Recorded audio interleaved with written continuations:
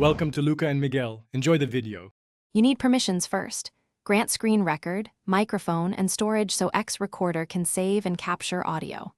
Next, pick resolution and frame rate based on device performance so your video is smooth. Choose landscape or portrait depending on purpose, and enable the floating control for instant access. Once done, position overlays and close unnecessary apps to reduce lag. Tap the record button and speak clearly. You're capturing footage now, not polishing it. Capture the core content. Now focus on the middle. Adjust audio source and test levels so you don't get clipped sound. If you plan long clips, enable countdown and touch gestures to avoid accidental stops. This keeps hands free. Turn on show taps when demonstrating UI, and use camera overlay if you want picture-in-picture reaction.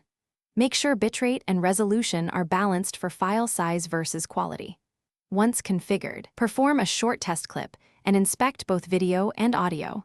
This saves time when you record the full session. Finish by stopping the recording and immediately review the clip so you catch mistakes while they're fresh.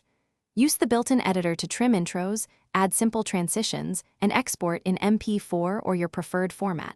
Save edits as a new file to keep originals intact. Once done, share or upload directly from the app.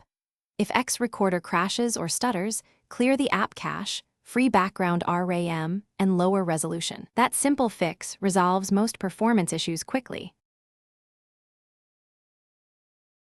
Thanks for watching and please subscribe. It's the best investment you'll ever make.